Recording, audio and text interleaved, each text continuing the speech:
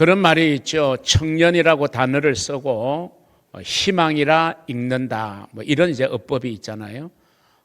그 어법에 따라서 교회라고 쓰고 저는 사랑의 공동체라 읽는다. 이렇게 표현할 수 있을 겁니다. 그렇습니다. 과연 교회는 사랑의 공동체가 되어야 됩니다. 그리고 사랑의 공동체이어야 합니다. 세상에는 참 아름다운 것들이 많이 있습니다. 요즘은 꽃들이 만발하니까 그 꽃의 아름다움을 보면서 그 아름다움을 느끼고 만끽하는 그런 계절이죠.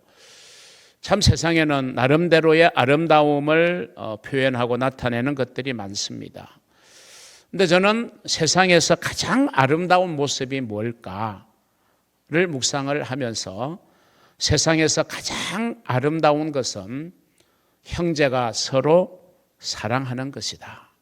이런 생각을 한번 해보게 되었습니다.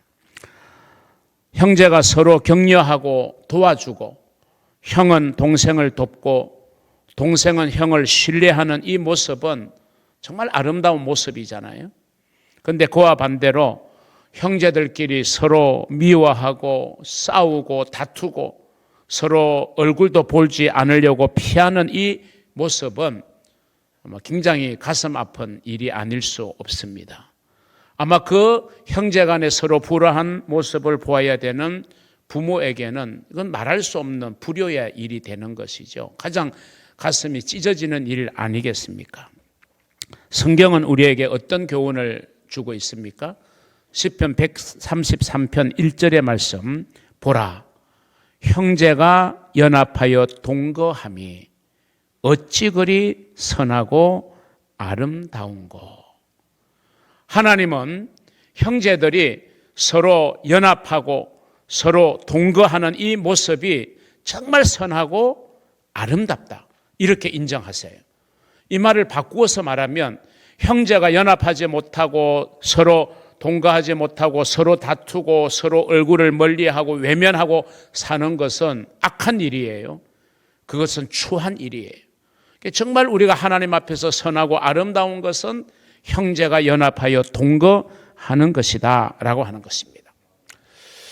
여러분, 그리스도의 핏값으로 세워진 교회, 이 교회가 시작되어진 그 시작을 성경 사도행전은 우리에게 잘 드러내주고 있습니다.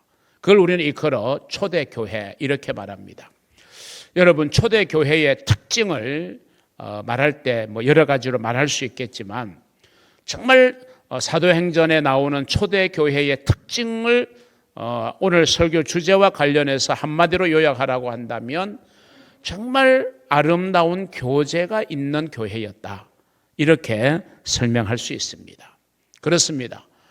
예수를 믿고 성령을 체험하고 난 후에 그 성도들은 정말 집에서 모이기를 힘썼고 떡을 나누면서 정말 하나님의 은혜에 감사하는 찬송을 부르면서 시간 가는 줄도 모르고 헤어질 생각도 하지 않으면서 그저 모여서 찬송하고 기도하고 교제하는 이런 아름다운 교회 공동체의 모습을 보여주고 있습니다. 나아가서 그들은 물건도 서로 네 것 내 것 구분하지 않고 그 물건을 서로 나누어 쓰는 정말 글자 그대로 한 가족의 개념이 되어졌던 것을 우리는 사도행전을 통해서 보게 됩니다. 아무도 자기 물건을 자기 것이라고 주장하지 않고 서로 내어놓고 필요한 대로 서로 통용하는, 서로 마음이 통하고 그래서 서로 사용하는 그런 통용의 은혜가 바로 초대교회에서 보여졌던 성도의 모습이에요. 결국 이것이 교회의 모습입니다. 여러분, 오늘 교회의 모습이 바로 이렇게 우리 교회를 구성하는 성도들이 서로 사랑하고 서로 격려하고 서로 교제하고 서로 기쁨을 기뻐해주고 아픔을 함께 나누어주고 짐을 함께 져주는 이런 정말 아름다운 공동체, 아름다운 교제가 있는 사랑의 공동체, 이게 바로 교회가 지녀야 될 진짜 모습이라는 거예요. 근데 오늘날 분쟁과 갈등과 싸움이 너무 많은 교회들을 우리는 보고 듣습니다. 참 가슴 아픈 일이 아닐 수 없는 일이죠. 저는 우리 인후동 교회를 섬기면서 가장 저는 중점을 두는 거, 우리 교회는 평안해야 되고 하나 되어야 된다. 어떤 이유라도 교회가 서로 싸우거나 갈등하거나 분쟁하는 것은 어떤 이유라도 용납할 수 없다. 우리는 하나 되고, 그래서 정말 평안하고 성령의 위로가 진행되어지는 참 아름다운 교회의 모습, 이것이 제가 꿈꾸는 우리 인후동 공동체의 모습이고, 이 일에 우리 장로님들과 권사님들, 안수집사님들이 힘써 함께 해줌으로 말미암아 우리 인후동 교회 공동체는 정말 아름다운 사랑의 공동체가 계속 만들어져 가는 줄로 믿습니다. 정말 하나님 앞에 감사할 일입니다. 여러분, 교회의 진정한 축복이 뭘까요? 교회 가는 것이 기다려져야 되고, 교회 가는 것이 정말 마음 설레어야 되잖아요. 헤어졌던 성도들을 다시 만나고 주 안에서, 그리고 세상살이 속에서 힘들게 살다가 그래도 주님 앞에 나아가서 세상 모든 염려 내려놓고 예배함으로 해서 정말 하나님의 위로를 받고 하나님의 격려를 받는 시간, 그래서 정말 교회 가는 시간이 기다려지고 정말 마음 설레이는 이런 신앙생활을 해야지, 교회가 분쟁에 휩쓸리고 교회 안에서 갈등과 그 싸움의 구조가 계속되면요, 교회 가기가 싫어지는 거예요. 오늘 또 교회 가서 무슨 또 갈등을 일어날지, 무슨 싸움을 해야 될지, 서로 믿는 사람들끼리 눈을 붉히고 얼굴을 예면해야 되는 그런 일, 그래서 점점 교회와 멀어지는 이런 모습을 보이는 교회들이 참 많이 있음을 너무나도 안타깝게 여기는 것이죠. 적어도 우리 인후동 교회는 서로 만나서 사랑하고 교제하고 힘과 용기와 격려를 받는 이런 정말 사랑의 공동체, 저와 여러분이 지금까지도 만들어 오셨지만 앞으로도 계속 그렇게 만들어가는 은혜가 있기를 주님의 이름으로 축원합니다. 이 교제가 이루어지는 두 가지의 좋은 방법이 있어요. 그 하나가 뭐냐 하면 예배입니다. 예배. 이 교회의 예배는요, 일주일 동안 세상의 한복판에서 우리는 여러 부류의 사람들을 만나며 살게 되죠. 그런데 세상 삶이 그렇게 녹록하지가 않잖아요. 어떻게 말하면 정말 세상의 삶은 투쟁의 삶이에요. 언제나 긴장이 연속되는 삶이잖아요. 시달리는 삶이잖아요. 피곤한 그런 한 주간을 우리는 보낼 수밖에 없잖아요. 자영업을 하는 사람은 자영업을 하는 사람대로 고민이 많고, 또 상사를 모시고 또 직원으로서 어떤 일을 하는 사람은 또 회사의 입장과 상사의 입장도 또 고려할 때에 받게 되는 마음의 어떤 스트레스들이 참 많이 있는 그런 세상에서 우리는 살게 되죠.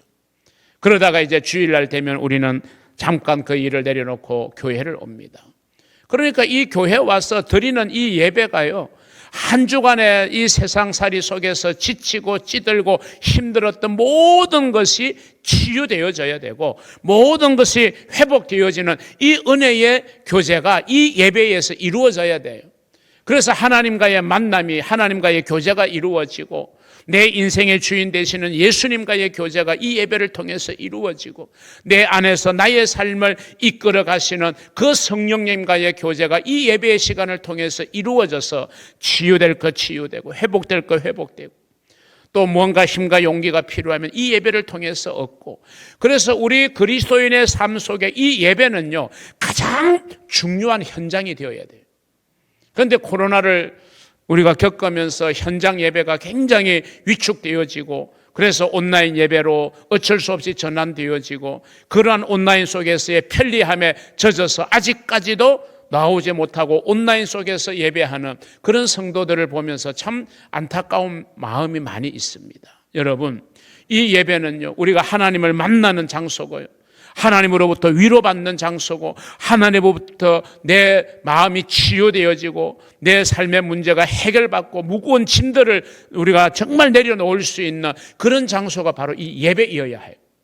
그래서 이 예배보다 중요한 일은 교회 안에서 있을 수가 없어요. 세상에서 나름대로 힘들게 살아왔던 우리 성도들, 적어도 주일날 하나님 앞에 와서 우리 예수 믿는 사람들끼리 모여서는 갈등이나 분쟁 없이 정말 서로를 위로하고 안아주고 격려해 주면서 정말 모여서 찬양하고 눈물 흘리고 서로의 아픔을 함께 공감해 주고 서로의 기쁨을 함께 기뻐해 주면서 그런 아름다운 교제가 이루어져야 되는 그곳이 바로 교회여야 되고 그 교회의 중심이 바로 예배여야 된다는 사실 여러분 기억하시기를 바랍니다. 이렇게 교회에서 예배가 차지하는 비중은 너무너무 중요해요. 예배를 빼놓고는 교회를 말할 수가 없어요. 예배를 빼놓고는 신앙을 이야기할 수가 없는 거예요. 그래서 예배는 우리가 모든 것을 걸어야 될 만큼의 비중을 가지게 되는 게 여러분 예배인 것입니다. 아무리 바빠도 아무리 분주해도 여러분 우리가 정말 예배를 우선할 수 있는 그런 자세가 되어질 때 이 예배가 내가 회복되고 이 예배가 내가 하나님의 은혜를 하나님의 능력을 덧입고 그래서 이 투쟁하듯 살아갈 수밖에 없고 긴장하고 늘 경쟁하는 사회 속에서 그나마 내가 힘을 얻어서 버틸 수 있고 이겨낼 수 있는 그 원동력, 이거는 하나님 앞에 나와서 예배하는 이 예배를 통해서 우리가 받아야 될 놀라운 은혜인 줄로 믿으시기를 주의 이름으로 축원합니다. 예배와 더불어 또 하나 우리가 교회에서 진정한 아름다운 교제를 이룰 수 있는 곳이 있다면 그것은 바로 소모임, 소그룹 모임입니다. 여러분 이 예배는 특성상 한 개개인을 우리가 다룰 수가 없잖아요. 한 개개인의 고통과 아픔을 우리는 나눌 수가 없어요.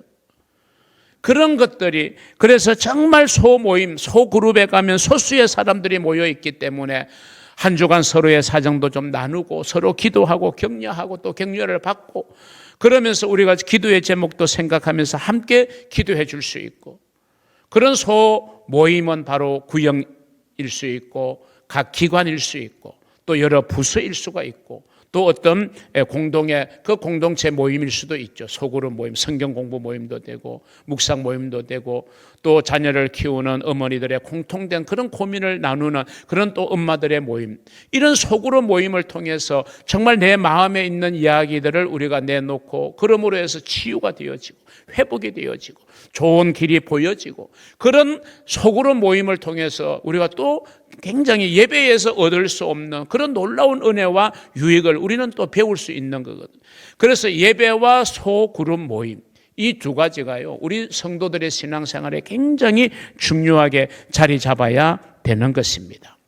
이것은 세상 어느 곳에 가도 우리가 느낄 수 없고 찾을 수 없는 모임 아닙니까? 예배의 모임과 소그룹의 모임은 세상의 그 어떤 모임과도 차원이 다른 모임이 아니겠습니까? 이런 면에서 정말 저와 여러분이 힘써서 서로를 배려해서 우리 교회 공동체를 사랑의 공동체로 만들어가고 그 사랑의 공동체를 통해서 우리가 힘을 얻고 위로를 받고 격려를 받고 그래서 또 치열한 삶의 현장으로 나아갈 때 그 치열한 삶의 현장에서 우리가 능히 승리하고 이겨낼 수 있는 그런 힘을 공급받는 장소, 그게 바로 교회고 예배고 소그룹 모임입니다. 이런 은혜가 우리 모든 성도들에게 일어날 수 있기를 주님의 이름으로 축원합니다.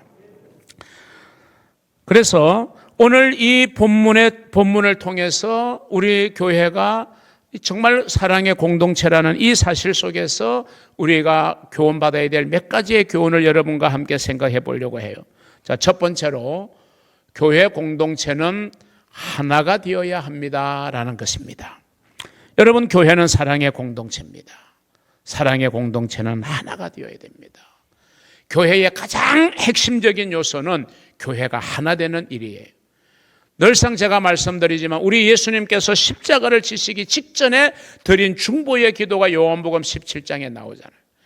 교회를 위한 주님의 기도는요 너무 간단 명료했어요. 주여 저희로 하나가 되게 하옵소서. 이게 교회를 향한 주님의 기도였어요. 마지막 기도였어요. 얼마나 교회가 하나 되는 것이 중요하고 그것이 교회를 교회되게 하는 요소가 되는가 하면 예수님께서 그렇게 마지막으로 교회를 위해서 중보 기도하실 때 그렇게 기도하셨다는 것은 우리에게 시사하는 바가 매우 크다는 것입니다. 오늘 본문에 보면 교회가 하나 되어야 될 이유를 분명하게 말씀하고 있어요. 10절의 말씀입니다. 네가 어찌하여 네 형제를 비판하느냐? 어찌하여 내 형제를 업신여기느냐? 우리가 다 하나님의 심판대 앞에 서리라. 자, 이 말씀을 보면요, 우리가 하나 되어야 할 분명한 이유 두 가지를 말씀하고 있어요. 우리가 하나 되어야 될 첫 번째 이유는요, 우리는 형제이기 때문이다 라고 하는 거예요. 자, 오늘 예수 믿는 자들을 향해서 바울이 권면하잖아요. 네가 어찌하여 너의 형제를 비판하느냐? 어찌하여 너의 형제를 업신여기느냐? 형제인 거예요, 우리는. 우리 그리스도인들은 형제입니다. 여러분, 우리가 세상에서 형제라는 표현을 씁니다. 가장 작은 단위의 형제는요, 부모님이 같은, 부모님의 피를 이어받은 가족으로 태어난 사람, 우리는 이제 흔히 형제라고 그러잖아요. 그래서 부모님 밑에 몇 남매가 있든지 간에 그 몇 남매가 바로 그 형제가 되는 거잖아요. 뭐 형제라는 말 속은 자매도 포함되는 거, 형제 자매. 그게 이제 피를 나눈 부모로부터 물려받은 형제 자매잖아요. 이 형제 자매가 얼마나 중요합니까? 이 형제 자매는 서로에게 정말 힘이 되잖아요. 한마디로 말하면 가족은 다투면 안 되는 거거든요. 가끔 갈등이 생길 수도 있고 생각과 의견의 차이가 있을 수도 있어요. 그건 어떻게든지 간에 조율해야 돼요. 그런데 그것이 다투고 싸우는 데까지 번지게 가서는 서로에게 좋을 일이 없는 것이잖아요. 그래서 가족은 뭡니까? 서로 돌보고 격려하고 사랑하는 게 가족의 개념 아닙니까? 가족끼리, 가족 구성원은 생각도 다르고 또 뭐 취미도 다르고 추구하는 바도 달라요. 쌍둥이로 태어났던 에서와 야곱도 너무나도 판이하게 서로 다른 성격을 가졌잖아요. 쌍둥이도. 그러나 여러분, 서로가 달라도 그 다름을 이해하고 극복하고 하나가 되는 거, 이게 여러분 가족 아닙니까? 여러분, 우리 성도들이 다 다양합니다. 신앙의 수준도 다양하고 자라온 문화적 배경과 가정의 환경도 다양하고 추구하는 모든 것들이 다 다양해요. 그래도 우리는 가족이잖아요. 우리는 예수의 피로 묶여진 영적 가족들이거든요. 가족은 뭐 하면 안 된다? 다투면 안 된다. 이게 지금 창세기 13장 8절에서 아브라함을 통해서 우리에게 주는 교훈이죠. 우리는 한 형제인데 서로 다투지 말자. 그럼 그래서 성경에 일관되게 흐르는 교훈이 뭡니까? 가족, 형제, 교회 공동체는 다투면 안 된다. 하나 되어야 된다. 아무리 갈등과 또 뭐가 의견의 차이가 있어도 그걸 지혜롭게 대화하면서 풀어나가야지, 그것이 싸움이 되게 하고 갈등이 되게 하고 분쟁이 되게 하는 것은 그것은 올바르지 않다는 것이죠. 여러분, 우리 하나님은 어떨까요? 하나님은 어떤 면에서 보면 참 연약하고 부족한 우리를 끝까지 하나님은 붙들고 격려해 주시는 거예요. 부모도 마찬가지죠. 잘난 자식이 자랑스럽기도 하지만 어떤 면에서는 참 여러 가지로 어려움에 처해 있는 힘들어하는 자녀를 보면 이게 가슴이 미어지고 가슴으로 정말 아파하는 게 부모의 심정이잖아요. 왜? 가족이니까. 부모와 자식 간에 그런 관계이니까 그렇게 진심으로 아파하는 거죠. 그래서 오늘 성경은 우리에게 형제를 비판하거나 판단하거나 업신여기지 말아라. 업신여긴다는 말은 낮추어 본다 또는 얕잡아 본다, 무시한다. 이걸 하지 말아라는 거예요. 그래서 우리가 하나 되는 일에 힘을 써야 된다. 왜? 우리는 형제이기 때문에. 자, 우리가 하나 되어야 될 두 번째 이유가 있습니다.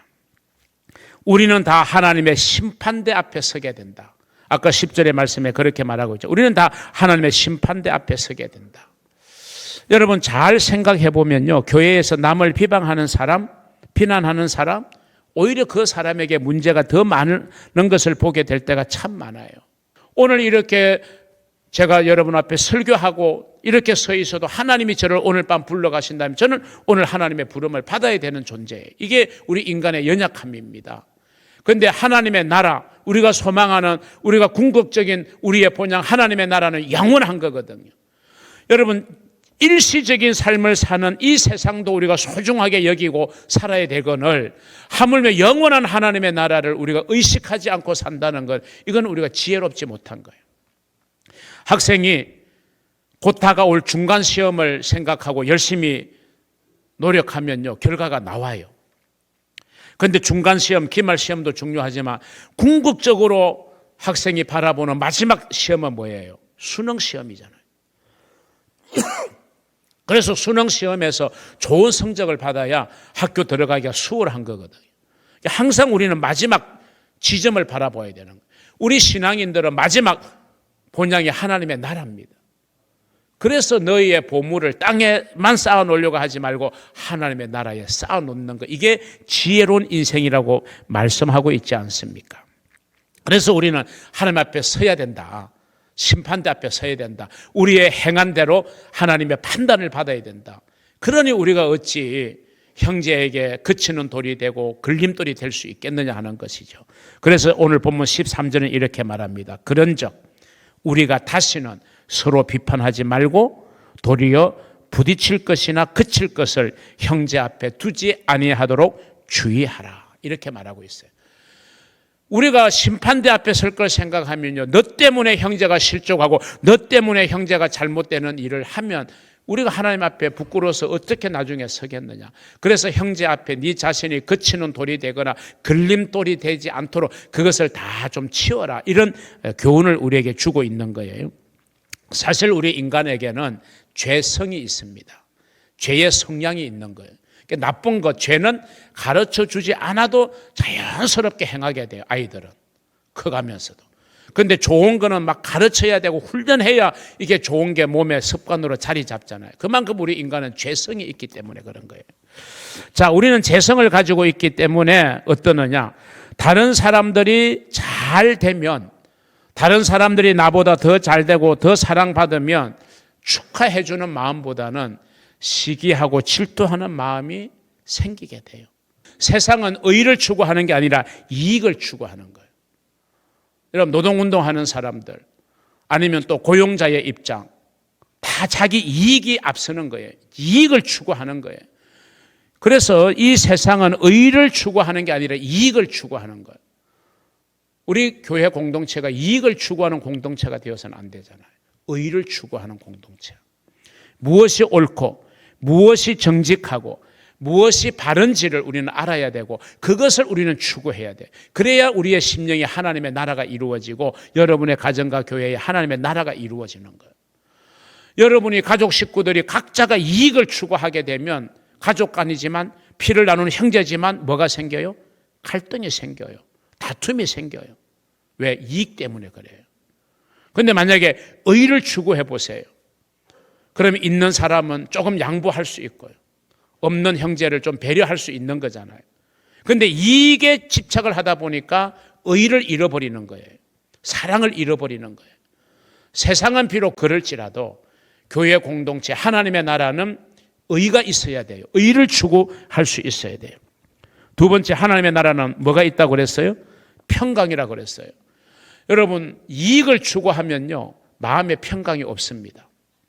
가족끼리 이익을 추구해서 다투면 마음이 평안해요? 절대로 평안하지 않아요. 여러분, 세상이 이익을 추구하기 때문에 세상은 평화스럽기보다는 언제나 갈등과 투쟁이 연속되고 있는 거예요. 그래서 사람이 의를 추구하지 않고 이익을 추구하다 보니까 갈등과 투쟁이 생기는 거예요. 노사가 그래서 서로 갈등하고 투쟁하는 거예요. 왜? 서로의 이익 때문에. 여러분, 정말 우리는 의를 추구할 때 우리는 평강을 누릴 수 있어요. 우리의 마음이 욕심으로 이익을 추구하는 것으로 가득 차면요, 하나님의 평강이 우리 안에 자리 잡지를 못하는 거죠. 우리 교회도 마찬가지예요. 교회는요, 이익 공동체가 아니에요.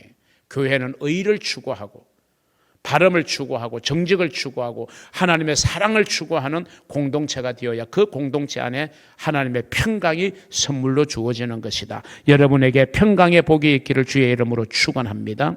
우리 19절을 같이 한번 읽습니다. 그러므로 우리가 화평의 일과 서로 덕을 세우는 일을 힘쓰나니. 그렇습니다.